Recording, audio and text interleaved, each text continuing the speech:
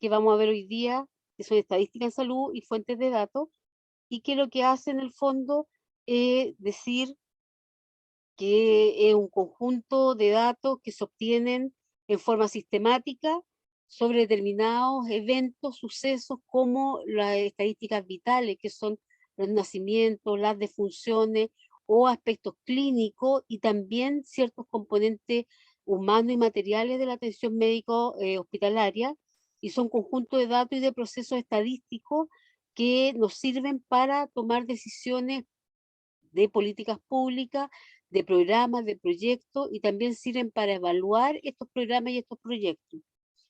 Entonces, es fundamental para poder tener estos indicadores que se construyen con esta información, una fuente de información que sean de buena calidad, ¿ya? Para poder construir los principales indicadores que son de la razón, la proporción, la tasa, la incidencia, la prevalencia, el riesgo relativo, lo que vimos en la primera clase más o menos.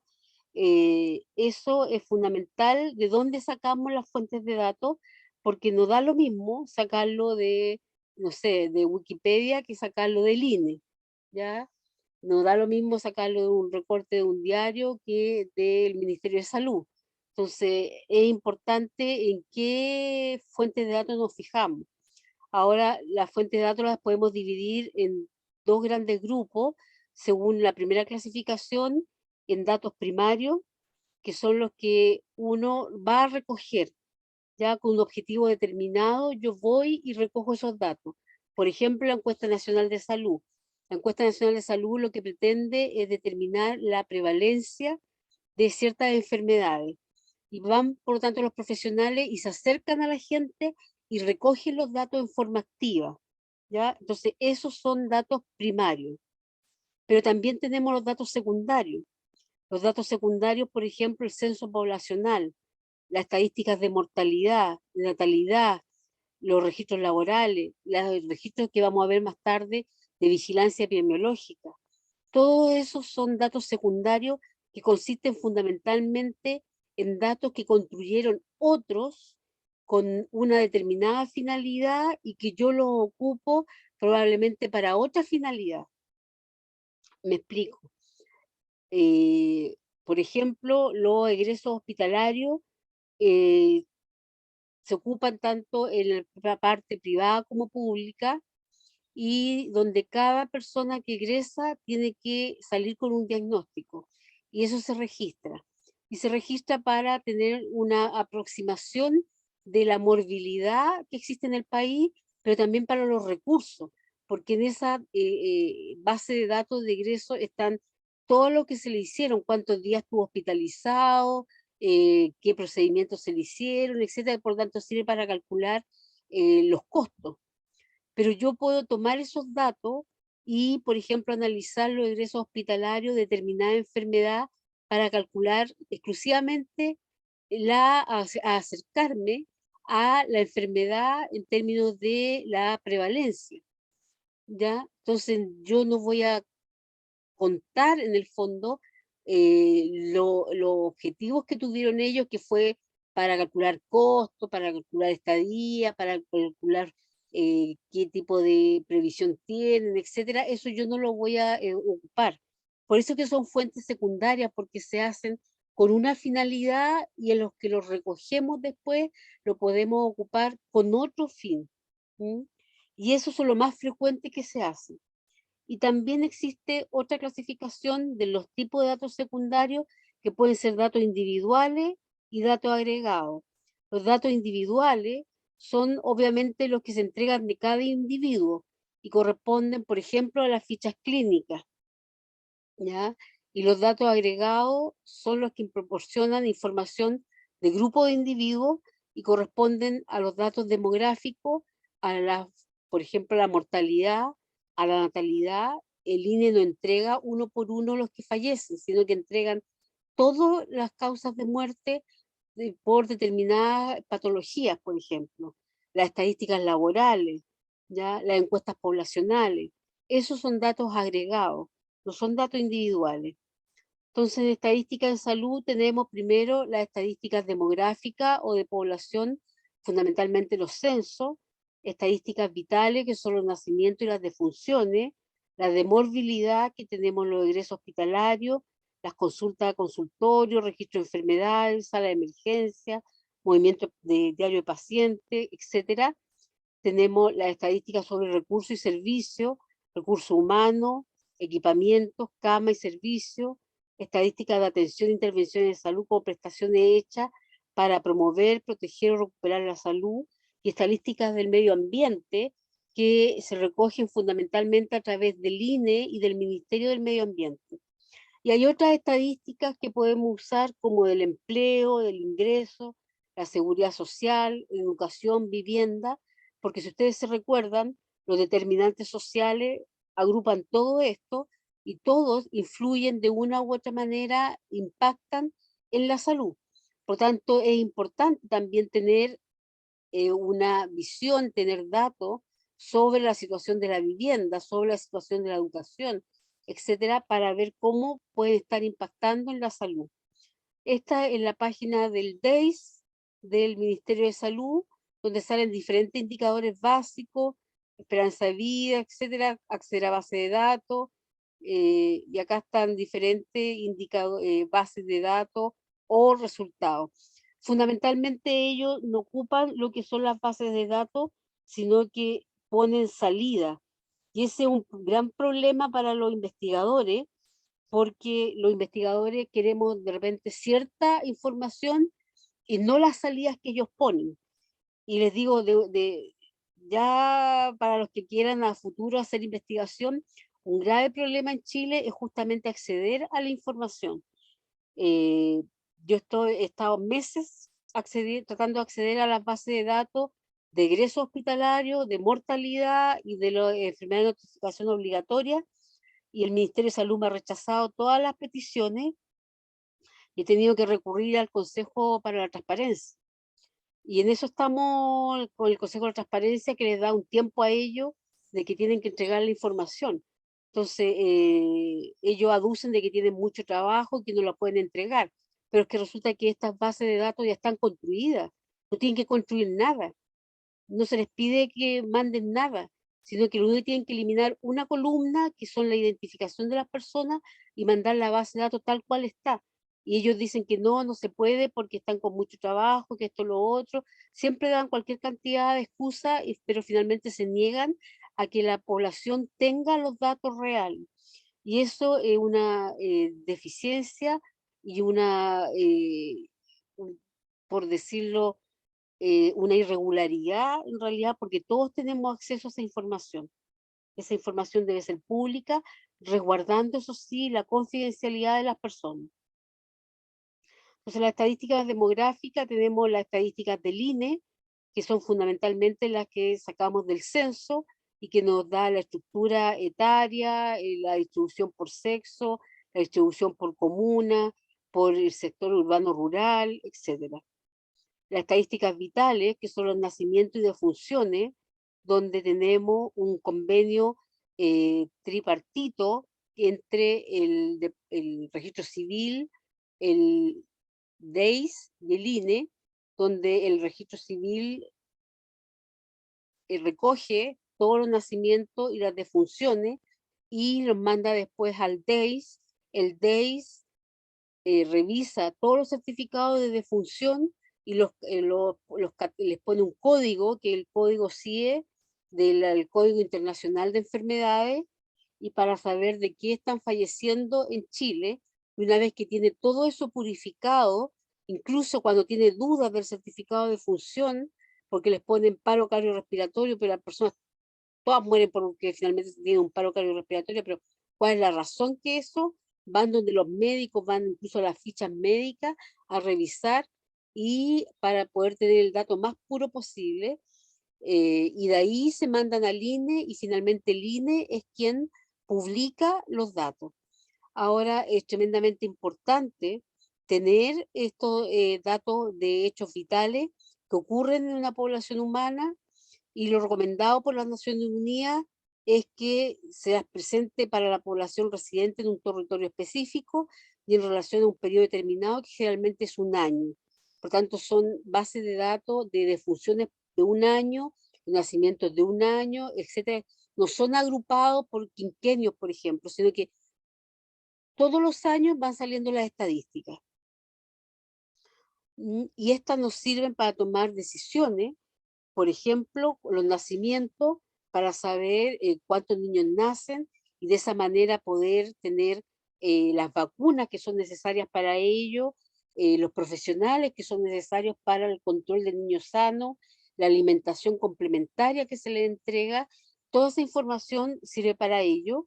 Y acá está la base que se llena de los nacimientos, y en términos de mortalidad son importantes para poder establecer cuáles son las prioridades en términos de cuáles son las enfermedades mayoritariamente que causan la muerte en nuestro país. Y de esa manera prevenir, promover, hacer prevención primaria o secundaria en esos grupos de riesgo. Acá está la base de funciones.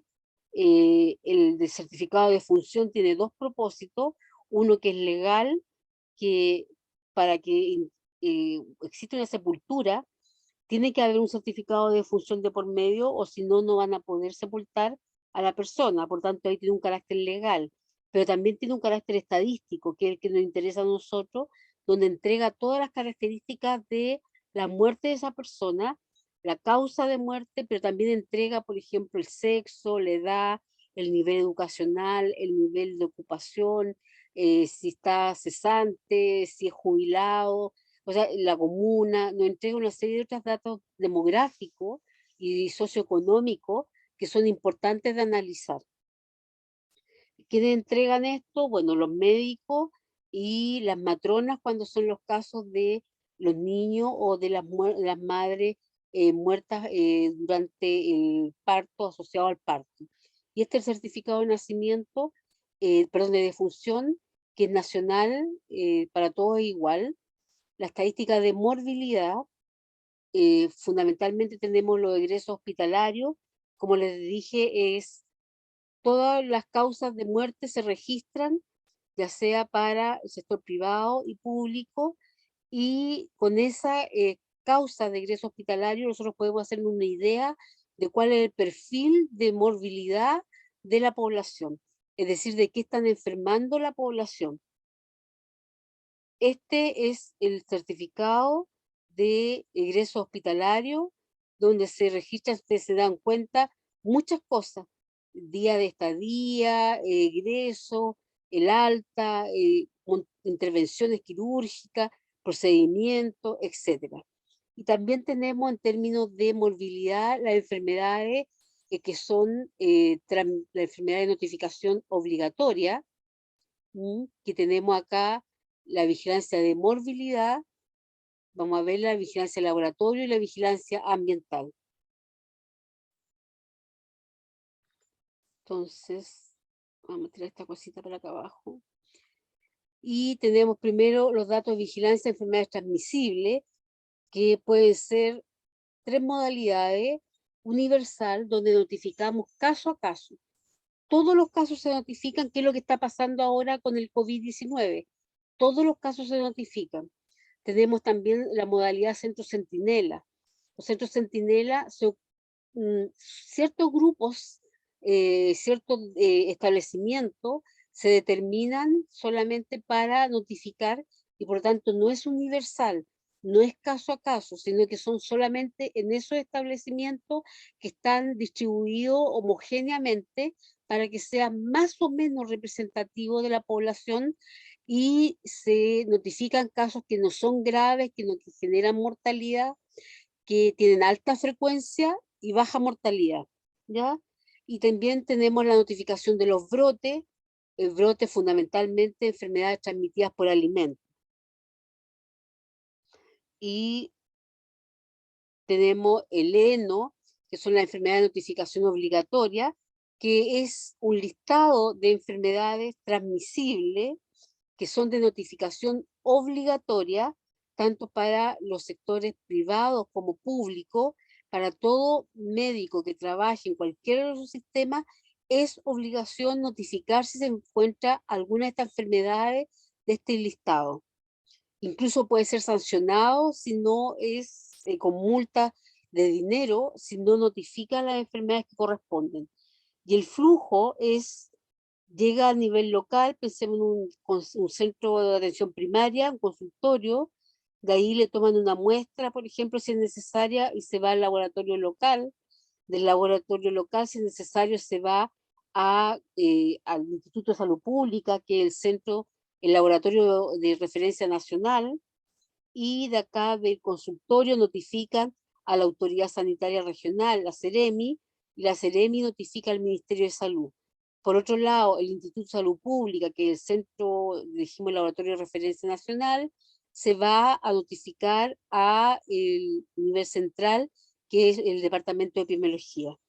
Pensemos acá en una persona que va, por ejemplo, le toman una muestra para VIH, se va al laboratorio local y de aquí esas muestras se tienen que ir a confirmar sí o sí al Instituto de Salud Pública y de ahí se van sí o sí a el ministerio.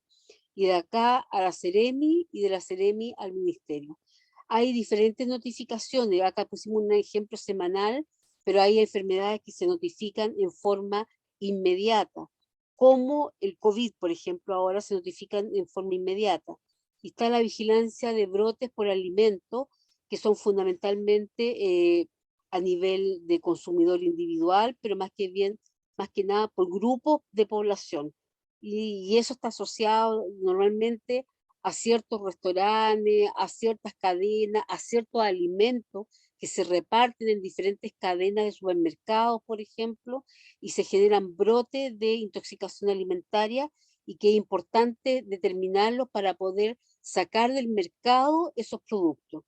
Y la vigilancia del laboratorio, que es la que hace el Instituto de Salud Pública, que es el Laboratorio de Referencia Nacional, hace vigilancia enfermedades virales, parasitológicas, bacterianas, de un montón de otras enfermedades que no tiene caso porque es un listado muy largo, que ustedes lo conozcan detalle a detalle, sino que lo importante es que sepan que el ISP vigila enfermedades virales, enfermedades parasitarias, bacterianas, y que es el laboratorio de referencia nacional.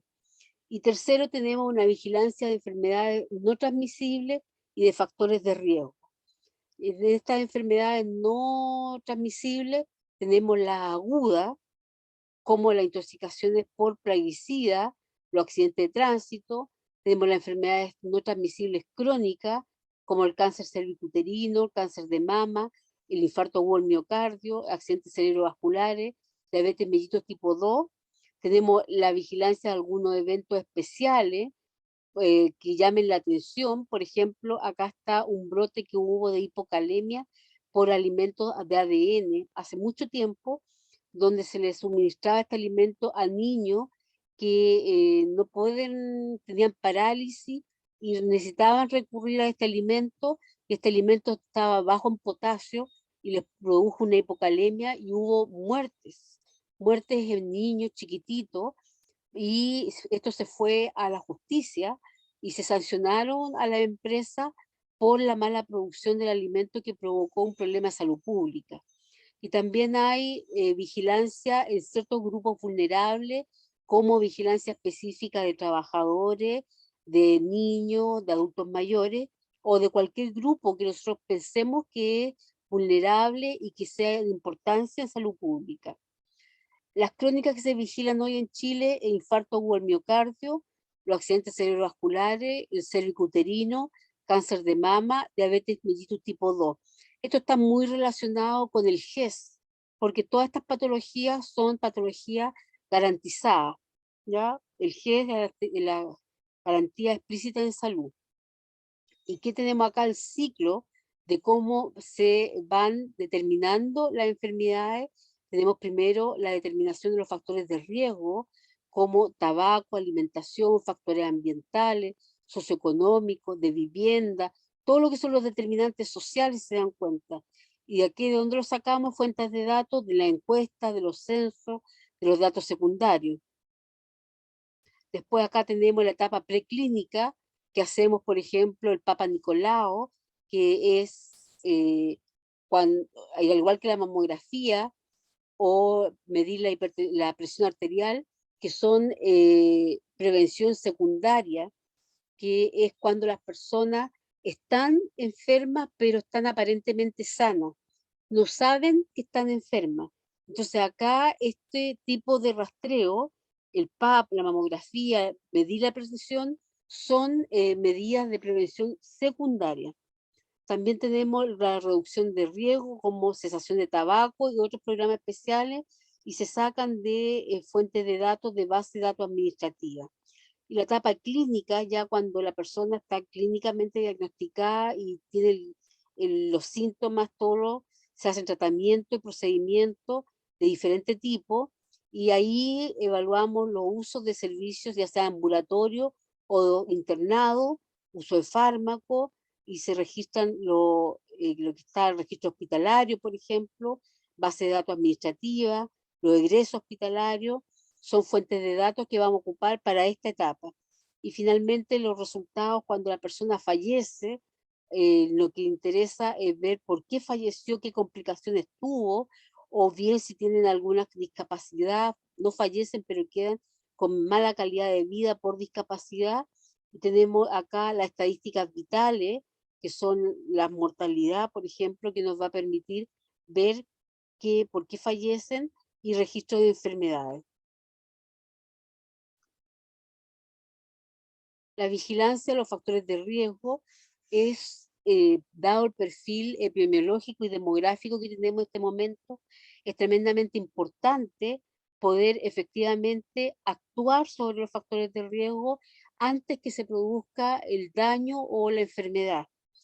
Por tanto, tenemos que saber cuáles son los factores de riesgo que están predominando en el grupo, en determinados grupos de población, para poder hacer medidas o estrategias preventivas que sean efectivas y eficientes para poder controlarlo o idealmente eliminar estos factores de riesgo.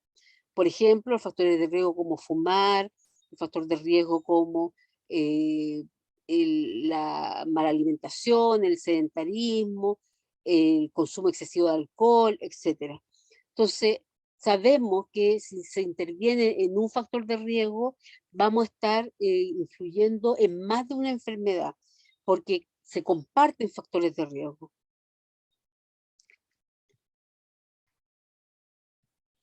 También tenemos los registros de salud ocupacional, que son las estadísticas que llevan las mutuales de seguridad, algunos comités paritarios de diversas empresas, los institutos de previsión, el Ministerio del Trabajo y también el Ministerio de Salud, son los que registran estos problemas de salud ocupacional.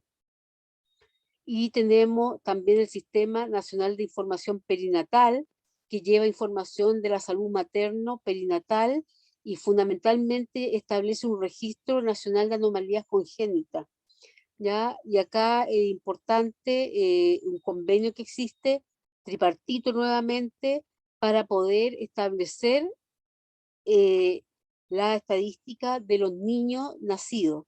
Y tenemos estadísticas de recursos y atenciones como el CIR, que es un sistema de información de recursos humanos, cuya finalidad es poder tener información de todos los procesos que apoyan la gestión de recursos humanos, es del MinSal, ¿ya? Y se encuentra presente, o todo el territorio entrega información y se encuentra presente, por lo tanto, en todo el territorio. Y tenemos, por ejemplo, acá dice, se sacan de estos recursos humanos indicadores, metas a cumplir, como aumentar, por ejemplo, 20% la proporción de servicios de salud en Secretaría Regional, aumentar 35% la proporción de servicios de urgencia, aumentar a 44% la proporción anual de unidad de paciente crítico, etcétera. Ya de acuerdo a esto se van aumentando, se van generando indicadores, se van generando objetivos, metas a alcanzar. Y tenemos los resúmenes estadísticos mensuales, que son los REM, que los REM lo que hacen es recoger la información básica y genérica que debe ser entregada por cada institución de salud en el país, con el fin de reflejar el avance y situaciones locales respecto de diferentes programas de salud. Estos REM son la realización de actividades de promoción, protección, recuperación y rehabilitación de salud. ¿ya? Y corresponden, por tanto, a un sistema de información de carácter nacional, son una fuente oficial para la captación de datos básicos que se requieren para la gestión central, local, para ver, conocer las atenciones y las actividades de salud que se están otorgando a la población en los diferentes establecimientos de la red asistencial. Por ejemplo, los controles de salud sexual y reproductiva, los controles de salud del ciclo vital, controles según diferentes programas de salud, según, control de adolescentes convenio espacio amigable, controles de salud de establecimiento educacional, qué profesionales realiza, el estado nutricional, etcétera. Todas las actividades que se realizan se establecen, se inscriben en este REM, que es este registro de actividades mensuales. Y también tenemos estadísticas de atención e intervención de salud, como el registro de inmunizaciones, que es muy importante, no solamente el Programa Nacional de Inmunizaciones, que es para los niños, también para la influenza, y en este caso lo que tenemos ahora para el coronavirus, que ya sabemos que ahora la próxima semana comienza la cuarta dosis de vacuna para un grupo determinado de población, fundamentalmente adultos mayores, personas que tienen problemas de autoinmunidad, para mantener en realidad protegida a esta población, que son los más susceptibles, dado que las vacunas que están en el mercado todavía no aseguran una inmunidad permanente y no aseguran una inmunidad a largo plazo, toda vez que van surgiendo diferentes cepas, diferentes por la reproducción que existe. En la medida que se va reproduciendo cada vez más el virus, piensen que solamente en Argentina ayer hubo 80.000 casos nuevos en un día. Entonces 80.000 veces el virus se replicó de una persona a otra. Y eso va generando finalmente mutaciones aleatorias y va generando estas nuevas modalidades, estas nuevas cepas. Y que se escapan muchas veces o se pueden escapar a las vacunas que se construyeron con otras cepas. Entonces, por eso es que hay que estar constantemente modelándola y haciendo vacunas nuevas. Ahora también tenemos el sistema de atenciones de urgencia, que contiene todo el registro de atenciones de urgencia que son otorgadas diariamente en los establecimientos asistenciales que cuentan con servicios de urgencia, ¿ya? Las postas, que se le conoce normalmente la gente que va y dice voy a la posta, bueno, ahí queda registrado todo lo que le hicieron. ¿Mm? Queda en un sistema online para el registro de urgencia en forma diaria, y esto es tremendamente importante, por ejemplo, para establecer el perfil epidemiológico en periodo de campaña de invierno, por las atenciones de urgencia, por enfermedades respiratorias, y acá vemos que están todos los servicios de salud, qué tipo de, si es del hospital o el que está adosado al servicio de atención primaria, los establecimientos, etcétera, todo se registra y las causas. Y finalmente tenemos la estadística del medio ambiente, que son las que entrega el INE y el Instituto del Medio Ambiente, que son para o contribuyen a elaborar y evaluar políticas públicas en relación al medio ambiente. También sirven para poder ser un sustento base para investigación y para generar información asociada a los problemas medioambientales. Se refieren a datos relativos al clima, al agua, a la tierra, al suelo, a la población, en términos de cómo se desplaza la población, por ejemplo, al transporte, a la energía y otras. Y acá tenemos cómo funciona, que está el INE, por un lado, con las estadísticas oficiales medioambientales, está la estadística económica que tiene, las estadísticas sociales, demográficas, y acá está el Ministerio del Medio Ambiente, y que se dan cuenta entre ellos un ciclo, ¿ya? Un ciclo donde se sacan también datos de universidades, de centros de investigación, de otros organismos públicos, como entre ellos salud, de laboratorios de medición ambiental, de empresas, y todo esto se registra en el Ministerio del Medio Ambiente y se pasa al INE, y que en el INE hace encuestas, hace censo y finalmente entrega estos datos.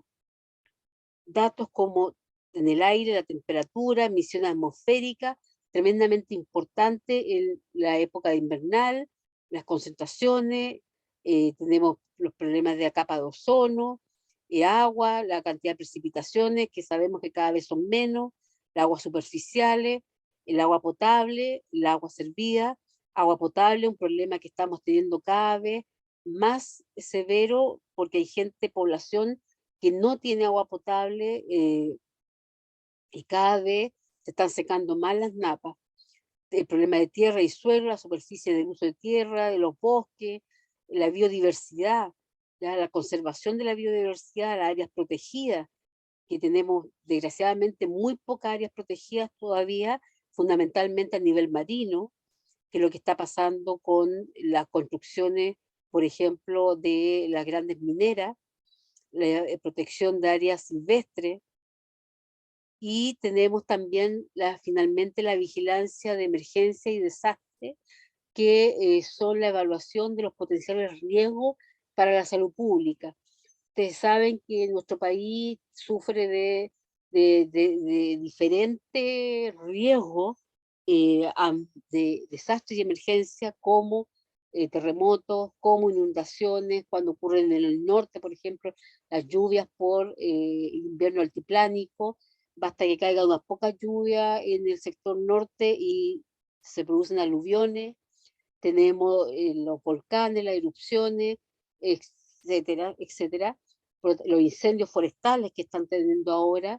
Entonces, todo eso se hace una vigilancia y se hacen diferentes actuaciones, diferentes evaluaciones según el riesgo que tenga cada uno de estos eventos para poder actuar. Y los primeros que llegan a actuar fundamentalmente es el sistema de salud, ya para poder justamente controlar, atender a las poblaciones y ver cuál es la situación de las personas, entregar atención, entregar albergue, entregar medios de alimentación, de higiene, etcétera. Y un listado enorme, porque para cada cosa hay, por ejemplo, si hay inundaciones, se va a vigilar estas enfermedades, diarreas, por ejemplo, leptospirosis, etcétera, la contaminación del agua. Entonces, para cada una de las cosas hay diferentes tipos de vigilancia. Si tengo erupción de volcanes, obviamente se va a controlar la calidad del aire, etcétera. ¿Mm?